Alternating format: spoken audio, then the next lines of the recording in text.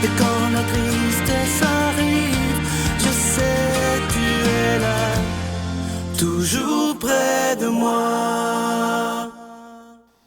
Bon samedi matin, en fin de semaine, bon, vous savez qu'on commence une fin de semaine, on pourrait se demander, il y a de bonheur, là, qu'est-ce qu'on pourrait faire de différent? Peut-être pour certains, ça va être d'aller marcher, peut-être pour les grands-parents de s'occuper de leurs petits-enfants, peut-être faire quelque chose en fin de semaine qui va être tout à fait différent pour surprendre les gens autour de vous. On s'en va rejoindre, elle est revenue dans les chroniques du matin, notre amie Claudine Potvin, et aujourd'hui, elle nous parle de l'importance de transmettre la foi à nos enfants.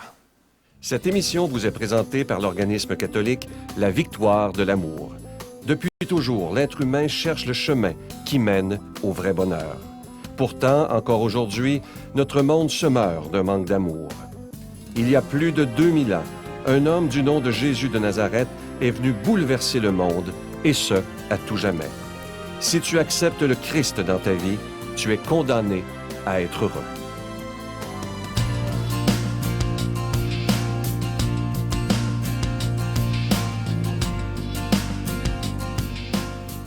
Bonjour et quel bonheur de vous retrouver, de pouvoir partager avec vous encore une fois à chaque semaine des petits moments de bonheur où on va discuter de la foi, de la famille, de ce dont on a besoin le plus d'amour en famille avec ceux qui nous sont chers. Alors aujourd'hui, j'aurais aimé vous parler naturellement de la foi qu'on doit transmettre à nos enfants et souvent, à travers les autres chroniques que je vous ai faites, dont je vous ai parlé, je parlais de toutes sortes de façons dont on peut transmettre la foi. Donc, on se fait un devoir, les parents, lorsque nous sommes croyants, de trouver toutes sortes de trucs pour transmettre la foi à nos enfants. On va aller à l'église, les enfants vont nous voir prier, etc.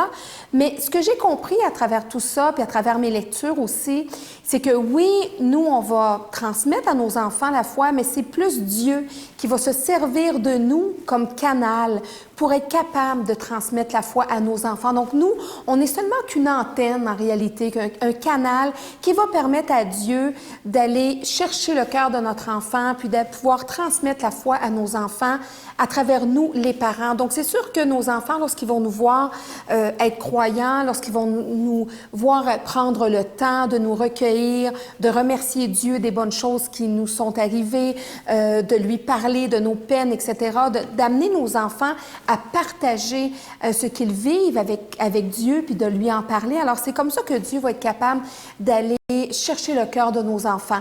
En allant à l'église aussi, parce que oui, parfois on va dire, on va faire ça de la maison, on va en parler entre nous, mais c'est important que nos enfants puissent connaître la demeure de Dieu. Où est-ce qu'on peut aller pour parler encore plus directement à Dieu? Bien sûr, il est dans notre cœur, ça c'est certain, mais de transmettre le fait d'utiliser justement ce qu'ils ont sous la main, sous leurs yeux, pour être capable d'être en contact avec Dieu. Donc la prière, qu'on peut leur enseigner, comment faire une prière, comment prier Dieu le soir avant de s'endormir, c'est quelque chose qui peut être très bien. Moi, j'ai appris ça depuis que j'étais tout petite, et puis c'est une chose que ma mère m'a transmise. Naturellement, à travers les fêtes aussi qu'on va vivre, mais justement de ne pas les vivre de façon trop commerciale, de les vivre aussi pour transmettre la foi. Quelle est la bonne raison? Qu'est-ce qu'on fait lorsque c'est Noël? Qu'est-ce qu'on fait lorsque c'est Pâques, etc.? C'est pas le lapin en chocolat. En tout cas, ça, c'est certain, même s'il y en a beaucoup et qu'on va en donner. Et aussi, voyez-vous, j'ai vécu quelque chose avec ma fille dernièrement qui m'a dit, j'ai fait ma job de mère, justement, au niveau de transmission de la foi. Ma fille a eu un moment difficile et elle est allée à l'église pour justement être capable de se ressourcer. Et j'ai dit, à ce moment-là, elle a trouvé sa façon à elle de vivre sa propre foi. Notre Père qui es aux cieux, que ton nom soit sanctifié, que ton règne vienne, que ta volonté soit faite sur la terre comme au ciel. Donne-nous aujourd'hui notre pain de ce jour. Pardonne-nous nos offenses, comme nous pardonnons aussi à ceux qui nous ont offensés. Et ne nous soumets pas à la tentation, mais délivre-nous du mal, car c'est à toi qu'appartiennent le règne, la puissance et la gloire, pour les siècles des siècles. Amen. Comme vous le savez, quand c'est le mois de novembre, on vous présente toujours ce bel ange de Noël, collection 2012. Et cette année, comme je vous le disais depuis quelques jours, c'est Sœur Angèle qui l'a choisi. Lorsqu'elle l'a vu, elle tombe en amour avec ce petit ange de Noël. Il est argenté et il est orné de petit zircon. Vous allez le voir à l'écran, il est vraiment de toute beauté et c'est une belle exclusivité de la Victoire de l'amour. Je vous rappelle que vous en recevrez un avec un don de 25 $ et si vous voulez le donner en cadeau, parce que ça se donne tellement bien en cadeau, si c'est avec un don de 40 $, vous en recevrez 2. Je vais prendre le temps de vous remercier de tout mon cœur de votre prière soutenue, mais évidemment de votre soutien financier. Vous savez qu'on doit payer pour être à la télévision, que ce soit pour la production et la diffusion. Et je sais que tous ensemble, on est capable de garder ces émissions en ondes pour des dizaines et des dizaines d'années. Ça fera bientôt 18 ans, imaginez. Alors, merci de faire partie de cette belle et grande famille. Je vous donne l'adresse d'abord. La Victoire de l'amour, casier postal 120, succursale Boucherville à Boucherville. Le J4B 5E6, je vous la redonne. La Victoire de l'amour, casier postal 120,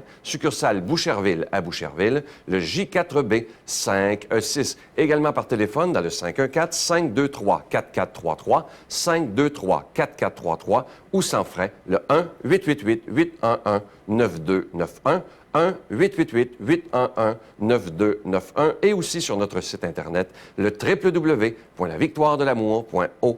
Alors, je vous rappelle, ce cadeau pour le mois de novembre, c'est l'Ange de Noël Collection 2012. Je sais qu'il y a beaucoup d'entre vous qui en font la collection depuis quelques années. Et cette année, il est vraiment très, très beau. Je vous remercie de tout mon cœur de votre générosité et merci.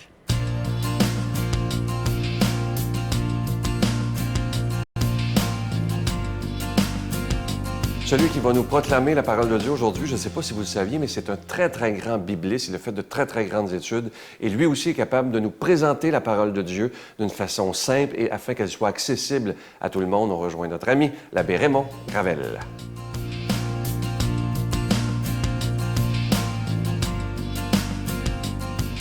Bonjour, aujourd'hui l'Évangile, c'est selon saint Luc. Jésus disait à ses disciples, « Faites-vous des amis avec l'argent trompeur, afin que, le jour où il ne sera plus là, ses amis vous accueillent dans les demeures éternelles.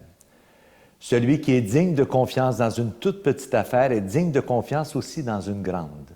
Celui qui est trompeur dans une petite affaire est trompeur aussi dans une grande. Si vous n'avez pas été digne de confiance avec l'argent trompeur, qui vous confiera le bien véritable? Et si vous n'avez pas été digne de confiance pour des biens étrangers, le vôtre, qui vous le donnera? Aucun domestique ne peut servir 2 maîtres, ou bien il détestera le premier et aimera le second, ou bien il s'attachera au premier et méprisera le second. Vous ne pouvez pas servir à la fois Dieu et l'argent. » Les pharisiens, eux qui aimaient l'argent, entendaient tout cela et ils ricanaient à son sujet. Il leur dit alors, « Vous êtes, vous, ceux qui se présentent comme des justes aux yeux des hommes, mais Dieu connaît vos cœurs, car ce qui est prestigieux chez les hommes est une chose abominable aux yeux de Dieu. » C'est pas très facile comme évangile ce matin. Mais en même temps, moi, j'ai trouvé qu'il y avait 2 belles parties dans ça, puis on peut donner une belle explication à cet évangile-là. Bon, tout d'abord, il faut se poser la question, bon, c'est quoi l'argent dans ça? C'est une parabole. Qu'est-ce que Jésus veut nous dire dans ça? Alors, dans le fond, il nous confie des biens, un peu comme la parabole des talents.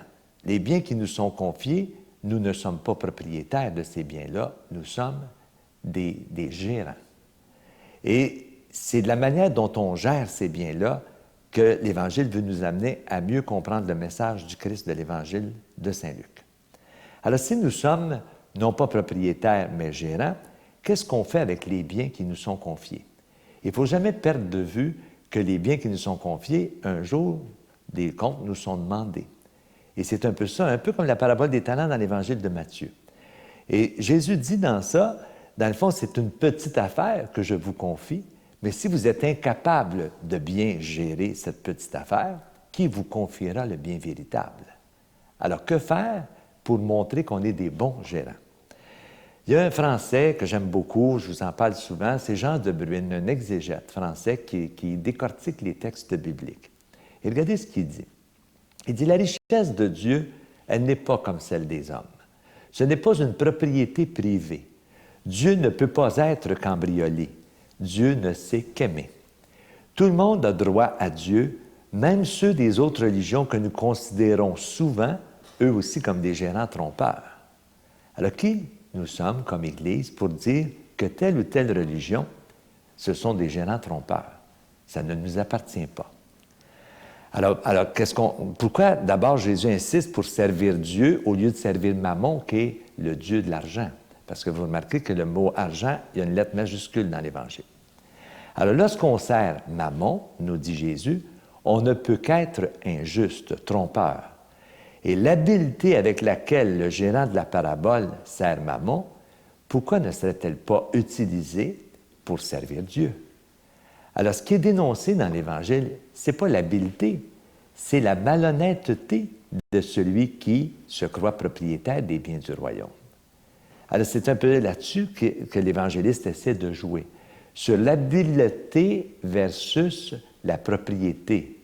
On n'est pas propriétaire, mais on est des gérants et on doit être habile avec l'argent trompeur pour se faire du capital pour les biens véritables.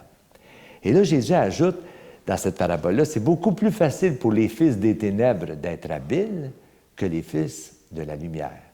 Parce qu'on n'est pas habitué à ça, d'être habile avec les choses mauvaises, parfois pour les rendre meilleures.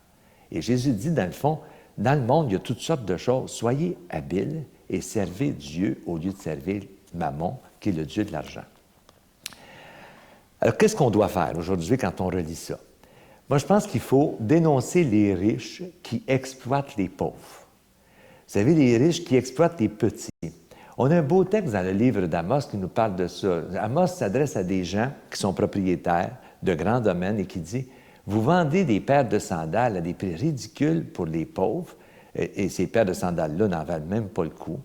Après ça, vous exploitez les gens. Vous avez hâte que le sabbat finisse pour pouvoir faire plus d'argent encore parce que le jour du sabbat, vous ne travaillez pas. » Alors, dans le fond, c'est que plus on possède, plus on veut posséder.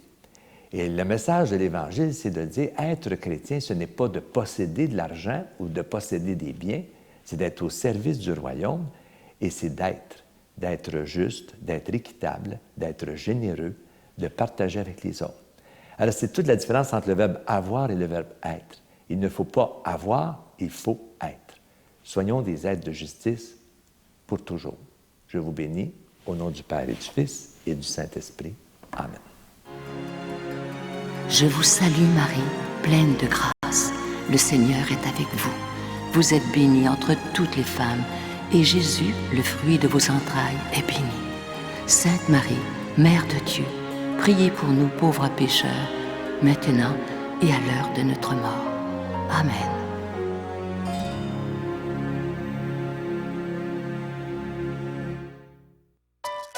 La Victoire de l'amour, en collaboration avec Voyage Intermission, vous invite pour une 18e année consécutive à une retraite spirituelle à Cancún au Mexique, à l'hôtel Iberostar.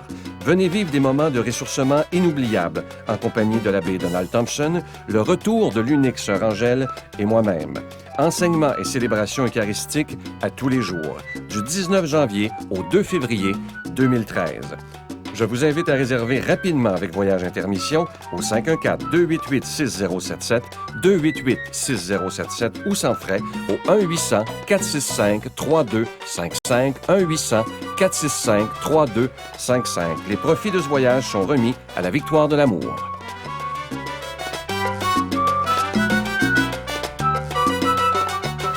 Je vous invite à ne pas manquer l'émission de demain, toujours sur le réseau TVA, 5h30 et 1h de l'après-midi. Je rencontre pour vous Claudine Potvin. Elle vient, il n'y a pas longtemps, de vivre le deuil de sa mère, mais vous allez voir de quelle façon elle l'a vécu. C'est tout à fait spécial. Elle est allée au bout, elle a vécu ça d'une façon très, très profonde. Et moi, je vous y attends, évidemment. Je vous laisse avec une belle pensée qui dit ceci. Rester honnête ne t'amènera peut-être pas beaucoup d'amis, mais il t'amènera toujours. Et bon, à demain. Si je pouvais dire une dernière chose, c'est que je l'aime, puis je la remercie tellement de tout ce qu'elle a fait, non seulement pour moi, pour mes parents. Quand elle m'a gardée, je sais que j'ai pas toujours été gentille avec elle, tu sais. J'aurais pu l'aider plus, j'en suis consciente. Il y a des erreurs que j'ai faites, mais je l'aime tellement. Je voulais juste dire que je l'aime. La Victoire de l'amour remercie de tout cœur les Résidences Soleil de leur accueil si chaleureux.